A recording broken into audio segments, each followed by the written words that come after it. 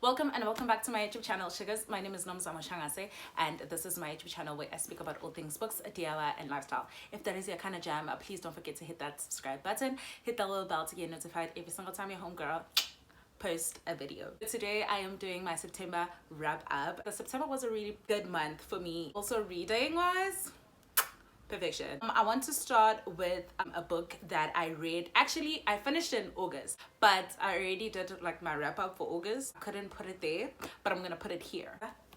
7 Days in June by Tia Williams. In this book, we follow Eva and Shane. This is a second chance romance. These two fell in love in the space of 7 days when they were in high school, and they meet again after 15 years of not seeing each other, and things are a little bit awkward because how things ended between them is it's not great. It's not great. So we see them being adults, and we see them also go back in time, you know, giving us an insight of how they met and how they actually fell in love when they were kids. And we get to see them also as being adults and having a life that they've created for themselves, also making space for each other in this present time. And I absolutely enjoyed this book. I thought I was not gonna like it because I'm not a big fan of second chance romance. I absolutely enjoyed that book. This book started very slow. I don't know, it started slow, and I was just like, oh, maybe it's gonna be like a slow burn, but quickly it just turned to be like really good. This book is told in third person, which I am a big fan of, but this book just showed me that if something is done right, it's very enjoyable. Because I think the reason why I'm not a big fan of second chance romances is because certain authors didn't write those stories very well. And also, you know, sometimes books that are told in third person kind of like, they make me lose interest very quickly. This book, like, I was gripped from the go, and I loved having the third person POV because it gave you an insight of everybody. We even got the POV of Eva's daughter Audrey. We got Eva's friend at the party. I really enjoy this book. I loved it so much. I enjoy, yo guys, Shane, kind of like nonchalant to everybody else, but when it comes to his woman, he's just like melts. This man has gone through a lot of things. Like, both of them have gone through a lot of things, especially when they were kids, and having that kind of baggage as grown up, you kind of get to see how it affects them and how sometimes they get anxious when they're triggered by it. A surprising thing that I actually didn't, like, I was scared of, and I didn't think, you know, Tia Williams was going to show, is the relationship between Shane and Audrey. I like it so much. It was so cute, and Audrey was very like really smart, really outspoken. Kind of made me jealous because I wanted to be like that when I was growing up. But I also love that, you know, they were writers and they wrote about each other. It's the perfect second chance romance in my opinion, and I absolutely loved it, and I definitely recommend it. That's my first book. Book number 2 is Icebreaker by Hannah. Is it Hannah or Hannah? It's by Hannah Grace. And in this book we follow Nathan and Anastasia. Anastasia is a figure skater. Nathan is a hockey player, and they go to, I think, the University of California in Maple Hills. I was reading this book after being in a small little slump. It is a slow burn, and it is about a university kind of trope, like a sport romance kind of trope. After an incident caused by one of the hockey players, the hockey team and the figure skaters actually forced to use the same ice rink. After, you know, building a small little friendship, these two find themselves in a situation where Anastasia kind of bets Nathan that he can't do something, and then Nathan is like, well, let's see. Ha! And Nathan does the things. I enjoyed this book. It was not the greatest, but it also was not the worst. It was just like a great book to actually pass the time. I'm definitely obsessed with Nate, and I feel like he deserved like better in so many situations. I just loved also the conversation of adoption, the conversation also of having friends that are like bad for you. You know, those friends who say things in a haha way, but they actually like they're being mean to you. But yeah, it was cute. I really the one thing that I enjoyed about this book, it was the spice. I'm not even gonna lie to you, the spice was amazing. Nathan, wow, that's all I have to say. That's book number 2. Book number 3 is The End by Dudu Bosane Dube. This is the 6th book in the Shlomo series. I'm actually still kind of like mixed emotions with this book. We follow Shlomo. Shlomo is in her 40s now in this book. And we get to see some of the brothers' perspective also. And we get to see the family actually go through a lot of dramatic things and kind of putting the past behind them. Like finally putting the past behind them. But I think the ending, because guys, even now, I'm still confused about that ending. Like, I went back and I'm like, guys, did I miss something? Because, like, 1 + 1 is not equal to. Personally, as an individual, I'm good. Like, this is the end. Like, it's done for me. Like, with the series. You know, the one thing that I really appreciate about Dudu and love how she portrays this in her work is the Zulu culture and the rituals that are performed and the things that are talked about. And I'm just like, I just love how she portrays it. Like, it's, if you believe in ancestors and everything like that, like, it's really interesting how she shows it and how she represents it. Yeah, someone needs to explain to me, like, how does the hair, Nembepo, and who was being buried? I'm still confused by that. This was my 3rd book. My 2nd to last book is Honey and Spice by Bolu Babalola.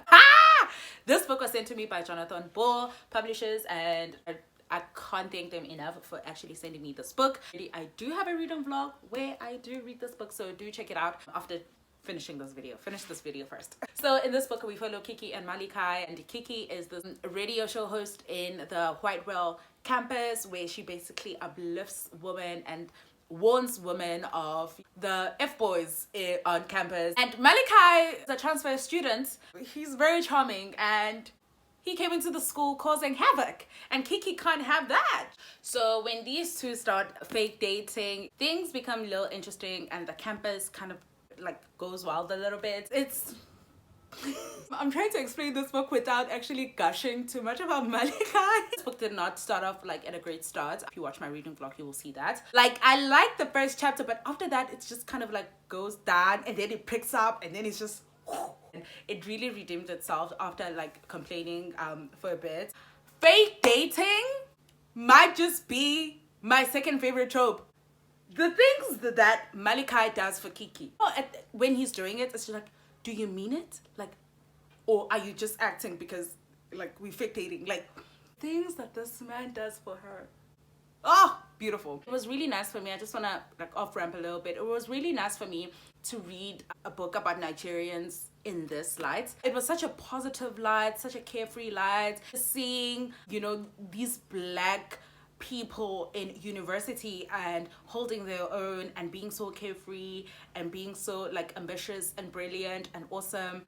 I'm a hoe for representation, and just like having this book out there in the world, it shows such a beautiful light for a lot of young people. And yeah, I really loved that. I also loved the friendships here. Like, it affirmed me in so many ways. Be so different, like different personalities all together, but still be a clique that really likes each other. I also enjoyed Amina's character. Like, I loved Amina. I feel like I need a book from Amina's point of view personally. Like, I loved the background characters here. I think they were so cute. I didn't like Zach. I'm kidding. Not everyone I liked. Like, Zach was funny at first, but he annoyed me to the end. That's another thing here. The banter here.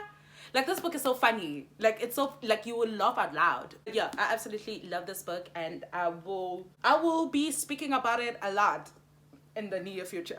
Last but definitely not least, child, my favorite miss. You Made a Fool of Death with Your Beauty by Akweke Amezi. Guys, this is my favorite miss, okay? Whilst I was listening to this book, I was having so many emotions. And the last time a book made me feel that way was with An American Marriage. We can have discussions, like, as a book community. And I think this is the reason why I read. I have conversations to hear different opinions. In this book, we follow Faye. Faye lost the love of her life 5 years ago, and still feels like, you know, it still feels fresh to her, the pain, the guilt of her being alive. When a hookup leads her very eventful, in my opinion, events, a lot changes, and she finally feels like she can start living again without having any reservations about anything or anyone, I guess. Though I feel like Faye may have led Nasia on a little bit, but I feel like she could have communicated better. That I would definitely say. But other than that, I feel like she didn't owe Nasir anything. I absolutely love this book. Like, how amazing. The writing is impeccable, guys. How amazing writes the story of this woman navigating life after losing the love of her life, being alive again. Like, not just waking up, doing the things that needs to be done because she's in this world, but truly living again, feeling again. Everything Faye felt, to me, the grief that she felt. And a lot of people are like she lost her husband 5 years ago. When you lose something so close to you, there is no time frame where you say, okay, yeah, after 5 years, you should be able to get over it. How amazing talks about grief and the guilt of being alive whilst the person that you love the most is not here, choosing to move on from that, just loving again, and also finding a person. Guys, I smile every single time I think about them because I just think their relationship, I feel like that is just once in a lifetime kind of thing. And when you find a once in a lifetime kind of thing, you need to be selfish. That's what I think. At the end of the day, if you feel like you're going to do something because you don't want to hurt another person, you are robbing yourself of her happiness. In Faye's situation, one way or another, someone was going to get hurt. And I just want to say that Elam is a tseri, okay? The things that come out of that man's mouth. Imagine the greenery, the waterfalls, the hikes, the sunrise. Like, I felt everything, guys. I can't wait to reread this book. Like, guys, this book was perfection. Loved it so much. Today is the October's wrap up. I read a lot. Like, I was so busy, but I also read a lot. I read 7 books in the month of October. I read mostly romance. Without further ado, let's get right into this video.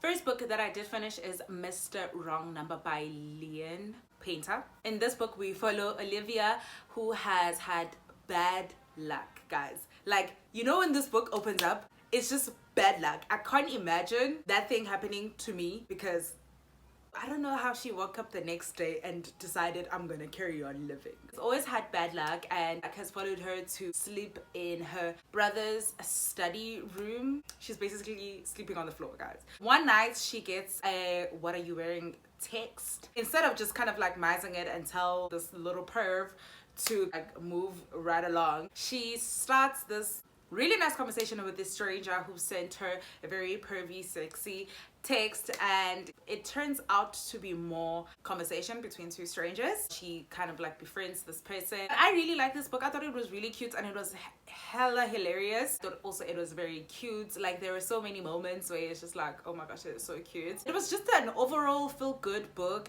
Definitely would recommend. Book number 2 that I finished in October is A Daisy Jones and the Six by Taylor Jenkins Reid. Really enjoyed this book so much. Like, I started this book very randomly. I didn't put it down until I was done. We follow Daisy Jones, who is this talented singer and songwriter who basically just goes through the journey of being an artist and all the ups and downs of that. And also we follow this rock band called The Six, so how they came about to be a band. You get to see how Daisy Jones and The Six become one group and they create this album that was very, very famous in the 70s. You get to see also why they broke up as a band, because when the book opens up, like an indication that this group broke up, but people never knew why the band broke up, and now they like talking about it. The writing style of this book was very interesting. I don't think I've read anything with this kind of writing style. It's in an interview type of format. You know when Netflix does these documentaries and people sit down and they like tell on this certain day this is what happened, or they speak about a certain incident. I really enjoyed that because we got to see every single member from their own words. Like, they would be going through the same thing or like seeing as like one thing, but they will have different feelings towards it or different experiences towards it. The woman here, like, they were so strong, so powerful. Daisy was this really messy, like heartbroken, kind of like really abandoned, you know, type of like I'm broken type of girl, but also she knew who she was. And then we have Camilla, who is just this really amazing human being who is like, she's just phenomenal. Wow, I love her so much. Karen, I resonated with Karen so much. I didn't like how she played my homeboy Graham. But I don't also think it was playing. It's just that I feel like they wanted different things out of life. I love Karen so much. To write about a character living in those times and having that kind of thinking, Karen was ahead of her time. Love her loads. Also Simone, love her. Simone, love her so much. Love the love here, like how the love was portrayed. I still think about them till this day. Daisy and Billy. I'm like a music head, like at heart. I love music, like the storytelling it brings. And the best part, this band created this album. The best part is that you have the lyrics. Like at the end, there are lyrics of that album. In the midst of the story, they kind of show you how the songs came about. This is what I did. When I saw a particular song, title of a song, they were like, oh, when we were making Regret Me, I would go to Regret Me and kind of like read them and you will understand. Guys, there's a series coming out. Guys, I can talk about this book forever because there are a lot of things that I feel like Taylor touched on and just, it was beautifully written. I like it. I really enjoyed this book. It was really great.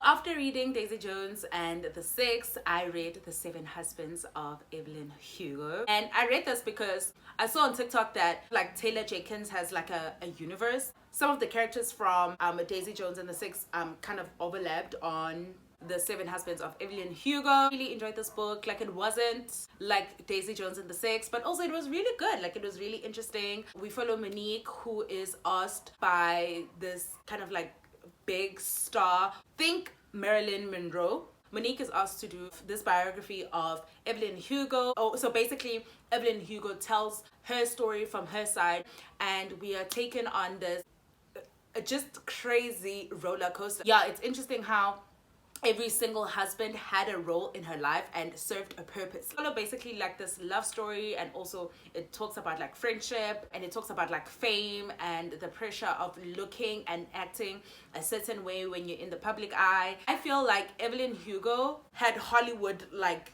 in the palm of her hands. It's because the things that she did just to portray a certain narrative. Sometimes it makes me even question, I'm like, are certain couples in Hollywood like really like real, or are we just being played as a public? I wasn't a fan of all the husbands except for Harry. We all love Harry. If you don't love Harry, I'm judging you. Taylor Jenkins writes strong woman characters. I can see many people not liking Evelyn because she was just like a bulldog, man. Like, and I loved it. She wasn't afraid to go after what she wanted. Whenever she put her mind into something, she's like, I'm gonna do it. And she didn't necessarily consult anyone. Kind of like a go-getter. I loved it. Didn't like how Monique was very much in her head. Honestly, I didn't like Monique. She annoyed me a little bit. Evelyn was far more interesting than Monique. Anyways, that's Evelyn Hugo. The fourth book that I read is My Killer Vacation by Tessa Bailey. And I don't wanna lie, it was nice, but also it wasn't like my favorite. I don't know, it's a murder mystery book, romance between this sweet kindergarten teacher who's on vacation with her brother, but when she gets to the Airbnb house that they've rented, they find a dead body. This bounty hunter comes basically to investigate, and she becomes really interested in this investigation. You know, she kind of gets entwined. I wasn't really a big fan. Like, it was just not my thing. I wasn't a big fan, but it was okay. Like, I guess it passed the time, which I don't think that's a great way to explain a book, but yeah, that's what I have to say for it. Fifth book that I did read is The Soulmate Equation by Christina Lauren. Basically follow the single mom and then this guy Rivers, who is a scientist who has developed this app with like other people. They can basically find your soulmate with your DNA, your saliva. And I was like, that's really interesting. Jess, who is the single mom, and Rivers get like match, like want to see you through if they actually are compatible. Like, it's a really cute story. It wasn't the greatest, but it also wasn't like the worst. I really enjoyed it. Like, I had a good time reading this book. But right now, as I'm talking to you about it, I'm having a hard time remembering certain things, which makes me question, was it really that great? Was it really? I don't remember any spice scenes that got me hot and bothered. Just cute and vanilla. But also, you know, vanilla is a top tier flavor, so do what you will with that information. Number 6 is In a Jam by Catherine Canterbury. I'm not sure if I'm even saying that right. This, we follow a girl who was left in the aisle. She wasn't left at the aisle, actually. she got dumped over the phone. Fine. She finds out that, you know, her step grandma left her this farm, this tulip farm, and she decides, you know what, that's where I'm going to nurse my heartbreak. So she goes there, and then she sees this guy who she was friends with. She sees Noah, and Noah is also back in town, small town, and Noah runs this is a farm of, it's a dairy farm. Noah is not the Noah that she knew. He's all grown man now and fine as shit before, but I'm a sucker for small town romances. This was such a perfect mix of small town romance and like modernized. It was really just really cute and wholesome. It's a plus size representation, and I love it when a big girl is loved loudly. Okay, this man, Noah is like shy, and he wants to come across as if like he's grumpy, especially towards Shay. But he's really not like that. He's such a sweetheart. He's got a dirty mouth, which I absolutely loved. He's basically raising his niece, giving like single dad type of trope. This book would have been like a big hit for me, but I think I would have felt it more if it was the grandmother's farm and not a step grandmother. There's smaller things that just bothered me a little bit. It's kind of slow burn. Overall, cute, loved it.